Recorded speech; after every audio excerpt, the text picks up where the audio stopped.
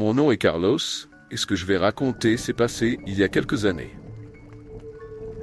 J'ai toujours été sceptique en ce qui concerne le surnaturel, croyant que les histoires de fantômes étaient le fruit de l'imagination. Mais après mon expérience à Montemor, une petite ville de l'intérieur de São Paulo, ma vision du monde a complètement changé. Tout a commencé lorsque mes parents, cherchant une vie plus tranquille pour leur retraite, ont décidé de quitter São Paulo pour la campagne. Ils voulaient un endroit calme où je pourrais me concentrer sur mes études, car je me préparais pour les examens d'entrée à l'université. Après quelques recherches, nous avons trouvé une maison à Montemor, une ville que je connaissais à peine. La maison était isolée, au bout d'un chemin de terre, entourée de champs et d'un bois. Mes parents étaient enchantés par l'endroit. Le prix était excellent et la propriété spacieuse. Ils ont acheté la maison sans hésiter. Mais dès la première fois que j'y suis allé, quelque chose en moi semblait ne pas être à sa place. La maison était ancienne, vieille de plus de 70 ans, construite en briques rouges usées et avec des fenêtres en bois qui grinçaient dans le vent. Elle avait une grande véranda et dans le jardin, un champ ouvert qui se terminait dans la forêt. Bien que mes parents voyaient l'endroit comme un refuge de paix, quelque chose me dérangeait depuis le début. L'air autour semblait lourd, presque étouffant, comme si la maison respirait avec moi. Au début, je pensais que cette sensation n'était que l'impact du changement, passer d'une ville animée comme São Paulo à une petite ville presque figée. Montemor avait peu de magasins, un marché et une station-service, et ma routine s'adaptait progressivement à ce nouveau mode de vie. Les premières semaines se sont écoulées sans grands incidents, mais les nuits dans la maison ont commencé à me rendre mal à l'aise. Il y avait quelque chose dans l'obscurité qui semblait m'observer. Un jour, alors que je lisais dans ma chambre, j'ai entendu des pas à l'étage. Au début, je pensais que c'était mes parents, mais en regardant l'heure, il était déjà passé 2 heures du matin. Et mes parents se couchaient toujours tôt. Je suis monté à l'étage, et à ma surprise, ils dormaient profondément. Mais les pas continuaient, venant maintenant du plafond, un endroit où personne n'aurait dû se trouver. J'ai essayé d'ignorer, me convainquant qu'il s'agissait des bruits de la vieille maison se dilatant avec le changement de température. Mais l'inconfort grandissait. En plus des bruits, des objets ont commencé à apparaître hors de leur place. Parfois, des choses que je savais exactement où j'avais laissées réapparaissaient à d'autres endroits de la maison.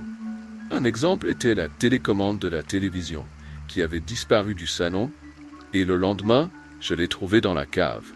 Un endroit que je visitais rarement, et certainement jamais avec la télécommande de la télévision.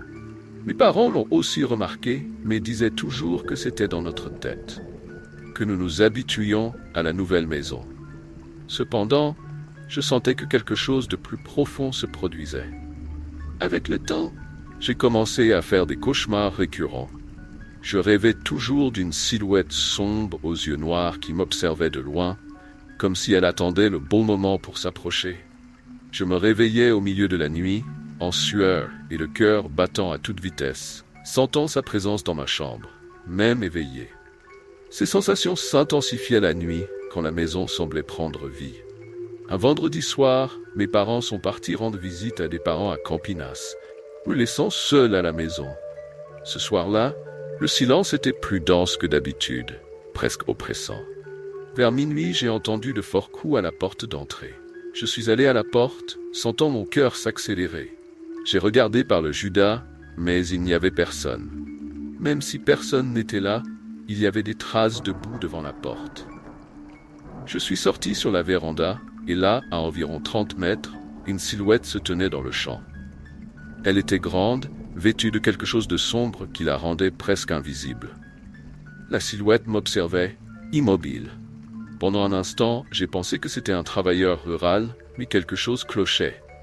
Elle ne bougeait pas comme une personne normale. Et puis, sans avertissement, elle a glissé latéralement, disparaissant entre les arbres. Cette vision m'a terrifié.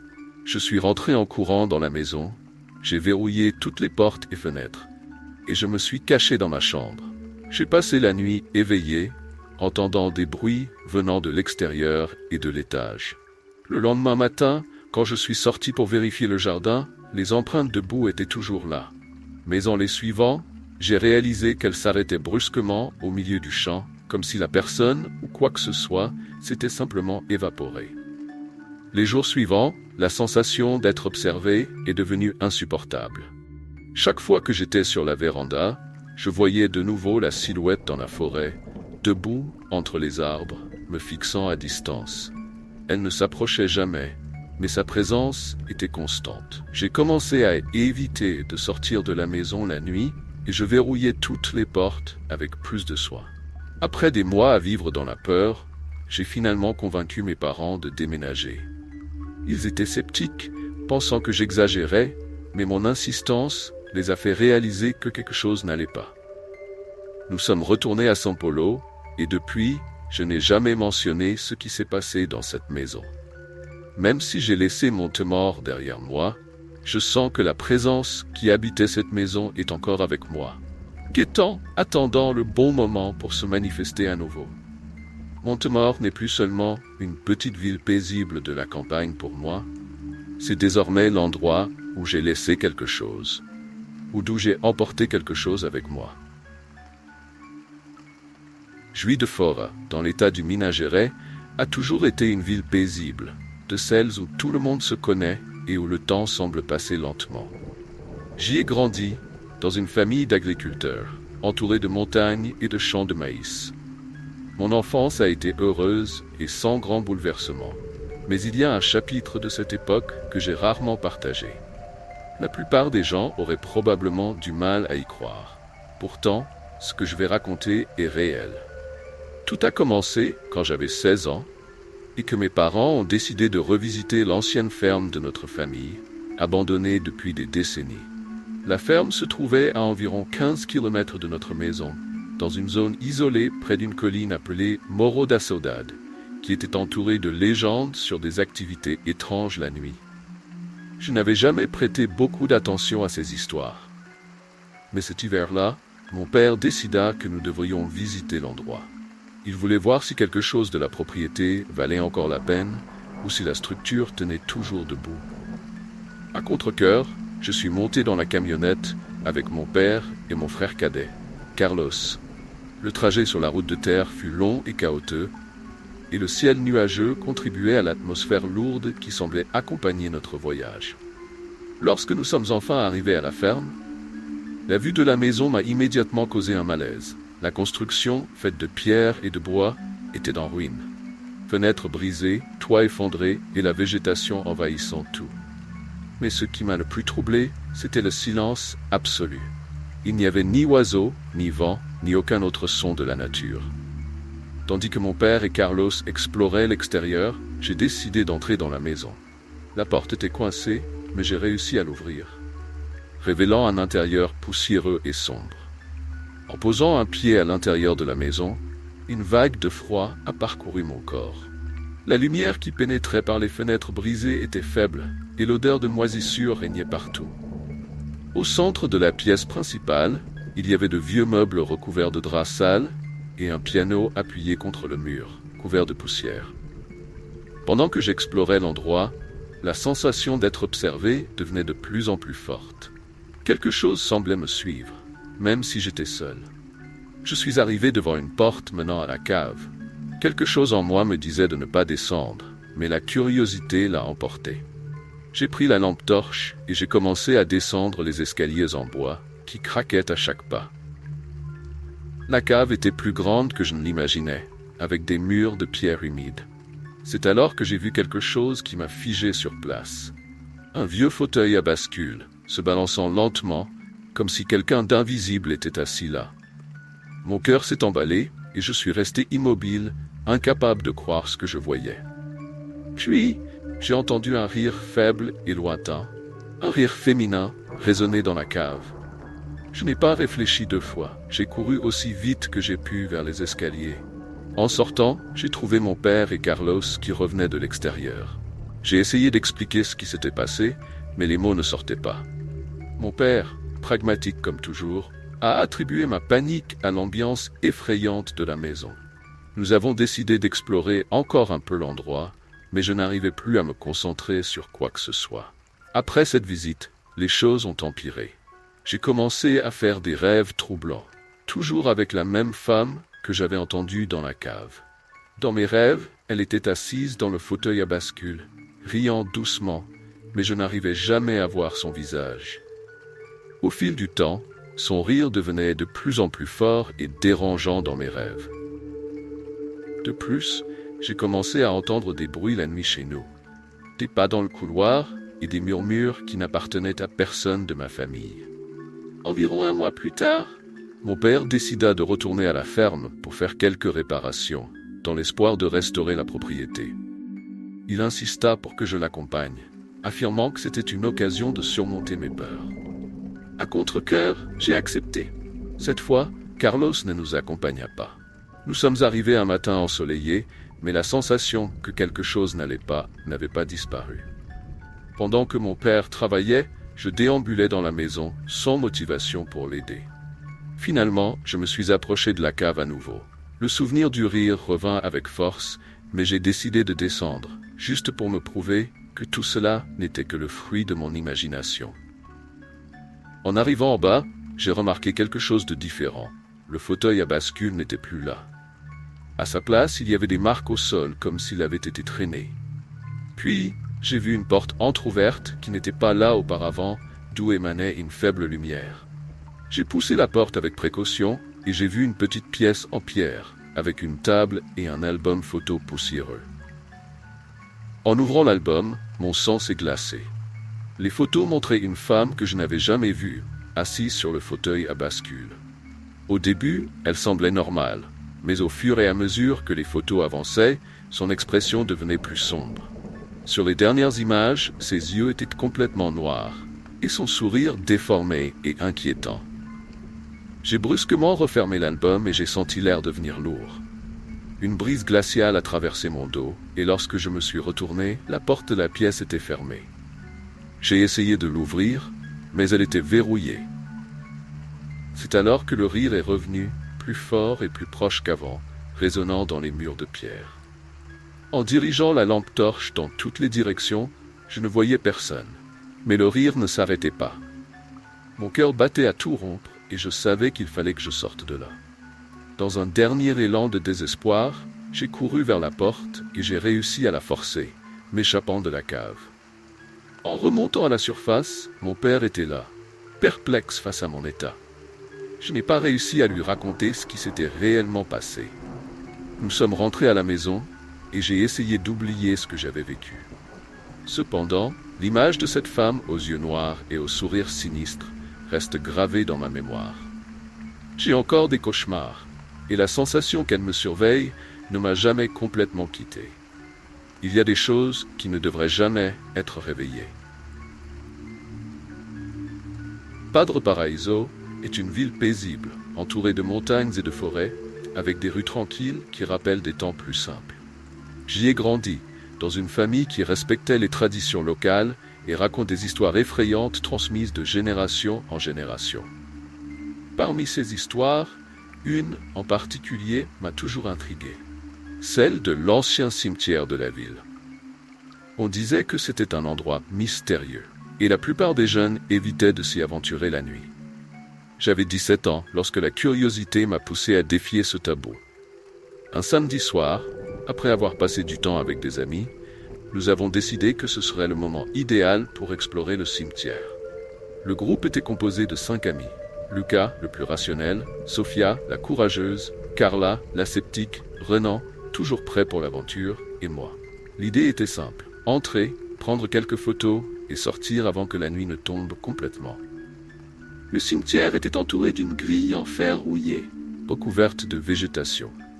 Dès que nous avons franchi la grille, une sensation étrange nous a enveloppés, comme si quelque chose n'allait pas.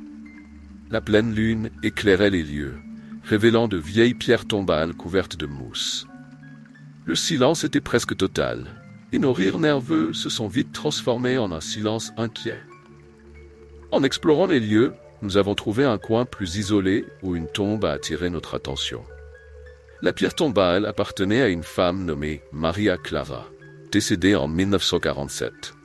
Des fleurs fanées entouraient la tombe, et une sensation de tristesse nous a envahis. Sophia, toujours la plus audacieuse, a décidé de prendre quelques photos à proximité. C'est alors qu'elle a remarqué quelque chose d'étrange. Une ombre rapide est passée derrière elle. Nous avons regardé autour, mais il n'y avait personne. Nous avons ri, en mettant cela sur le compte de notre imagination, mais quelque chose dans l'air avait changé. Nous poursuivions notre exploration quand un bruit a attiré notre attention. C'était Renan, accroupi, ramassant un petit objet. Il s'agissait d'une clé ancienne, rouillée, qu'il avait trouvée près de la tombe. La clé semblait mystérieuse et un frisson glacé m'a parcouru l'échine lorsque je l'ai touchée. Renan, enthousiaste, a suggéré que nous devrions chercher ce que cette clé pouvait ouvrir. Après quelque temps de recherche, nous avons trouvé un petit mausolée, presque caché parmi les arbres et couvert de lierre. La structure semblait avoir été oubliée par le temps. Sans hésiter, Renan a essayé la clé dans la serrure rouillée de la porte. À notre grande surprise, la clé a tourné facilement, et la porte s'est ouverte lentement, révélant un intérieur sombre et humide. Avec des lampes de poche, nous avons décidé d'entrer. L'odeur de moisi était forte, et l'obscurité semblait engloutir la faible lumière de nos lampes. Au centre du mausolée, il y avait un petit sarcophage en bois, couvert de symboles étranges et de profondes éraflures. La sensation d'être observé grandissait à mesure que nous avancions. Sophia, fascinée par le sarcophage, s'est approchée pour voir ce qu'il contenait. À contre-cœur, j'ai suggéré que nous devrions partir, mais elle m'a ignoré. Avec un mouvement hésitant, Sophia a ouvert le couvercle du sarcophage, révélant un espace vide. À peine avait-elle fait cela que les murmures ont commencé. Des voix indistinctes venant des murs du mausolée. L'atmosphère est devenue lourde et l'air semblait plus froid. La lampe de Renan a commencé à clignoter et nous avons remarqué que les murs du mausolée étaient couverts de marques de griffures. Les murmures se sont amplifiés, se transformant en cris, comme si quelque chose essayait de se libérer. La pression dans l'air était insupportable.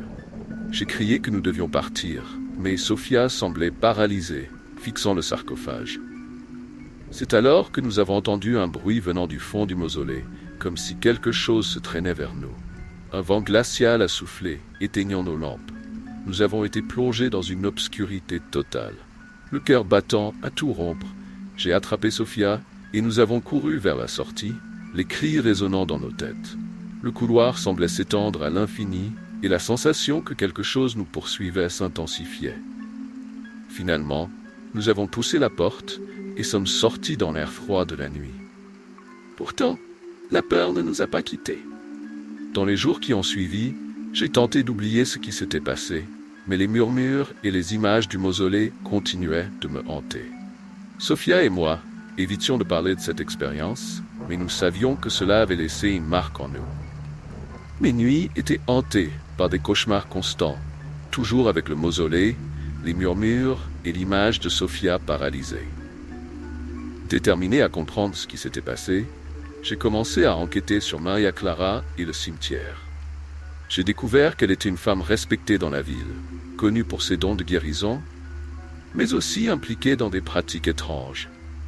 Il y avait une rumeur selon laquelle elle aurait conclu un pacte avec des forces inconnues pour protéger la ville d'une épidémie dans les années 1940. Il semblait que quelque chose lié à ce pacte était resté inachevé. J'ai décidé qu'il fallait que je retourne au cimetière. J'ai convaincu Sophia de m'accompagner et nous sommes arrivés sur place au crépuscule, alors que la lumière commençait à disparaître. Le mausolée était tel que nous l'avions laissé, mais la tension dans l'air était palpable. Cette fois, nous ne voulions pas ouvrir à nouveau le sarcophage. Nous nous sommes assis devant, essayant de discuter de ce qui s'était passé. Sophia m'a raconté que, cette nuit-là, elle avait senti comme si quelque chose l'appelait, comme si une force invisible l'avait attirée. Soudain, un vent glacial a soufflé et les murmures ont recommencé, plus forts et plus clairs. Nous savions que nous n'aurions pas dû être là. Nous avons éteint les lampes et couru vers la sortie. Cette fois, le mausolée semblait un labyrinthe qui s'étendait à l'infini, mais nous avons réussi à retrouver la sortie. En franchissant le portail en fer, nous avons fait un pacte silencieux de ne jamais retourner au cimetière. L'expérience avait été un avertissement clair. Bien que les jours suivants se soient déroulés sans incident, les murmures résonnaient encore dans mon esprit. Je savais que, bien que nous soyons en sécurité pour le moment, ce que nous avions réveillé cette nuit-là était toujours là, attendant le prochain curieux. Des années se sont écoulées depuis cet épisode. La ville continue sa routine paisible, mais le cimetière reste un rappel de l'inconnu, un lieu qui cache des secrets sombres, attendant ceux qui oseraient les explorer. Jaguariaíva, une petite ville de l'intérieur du Paraná, est connue pour ses rues tranquilles et sa culture riche en histoire surnaturelle. Depuis mon enfance, j'entendais des récits de créatures qui rôdaient la nuit, et la légende du loup-garou était la plus fascinante de toutes. Les gens murmuraient à propos d'apparitions et de disparitions mystérieuses. Mais jamais je n'aurais pensé qu'un jour, je me retrouverais face à l'une de ces créatures. Tout s'est passé lors d'une nuit de pleine lune. Je revenais d'une fête chez un ami et le ciel était dégagé, la lumière de la lune éclairant mon chemin du retour. En traversant la forêt, une étrange sensation commença à me perturber. Le vent soufflait entre les arbres, créant un bruit semblable à un gémissement, et le chien du voisin semblait agité, comme s'il ressentait quelque chose de surnaturel dans l'air. En rentrant chez moi, j'ai allumé la télévision et j'ai été surpris par un reportage sur des disparitions récentes dans la région. Quelque chose se passait et je savais que je devais découvrir de quoi il s'agissait. La curiosité s'empara de moi et je décidai d'enquêter sur les légendes du loup-garou. J'appelai quelques amis et ensemble, lampe torche en main, nous nous aventurâmes dans la forêt. L'obscurité semblait absorber nos pas, mais l'adrénaline nous poussait à continuer. Au fur et à mesure que nous avancions, l'environnement devenait plus dense, comme si la forêt était vivante et consciente de notre présence. Alors que nous marchions, nous avons entendu un hurlement lointain, différent de tous les sons que nous avions entendus auparavant. Il était profond et menaçant. La peur commençait à grandir, mais nous continuions, poussés par l'envie de découvrir la vérité. En arrivant à une clairière éclairée par la lune, le hurlement se rapprochait. C'est alors qu'une ombre apparut entre les arbres. C'était le loup-garou. Sa silhouette imposante, avec des yeux brillants comme des braises et des muscles bien définis, nous paralysa de terreur. Dès que nous avons vu la créature se diriger vers nous, la panique nous envahit. Nous avons couru dans des directions différentes, avec le bruit des pas lourds du loup-garou résonnant derrière nous. J'ai réussi à me cacher derrière un arbre tombé, tentant de contrôler ma respiration tout en écoutant les hurlements au loin. Le silence qui suivit était aussi tendu que la confrontation elle-même, et la peur d'être découvert me consumait. Après un certain temps, je suis sorti de ma cachette et j'ai cherché mes amis. Nous avons retrouvé le groupe, tous ébranlés, mais soulagés d'être à nouveau ensemble. Nous avons décidé que nous ne pouvions pas fuir ce que nous avions découvert. Au lieu de cela, nous avons monté un piège pour attirer à nouveau le loup-garou, utilisant de la viande comme appât. Nous observions la clairière depuis un endroit sûr, attendant anxieusement.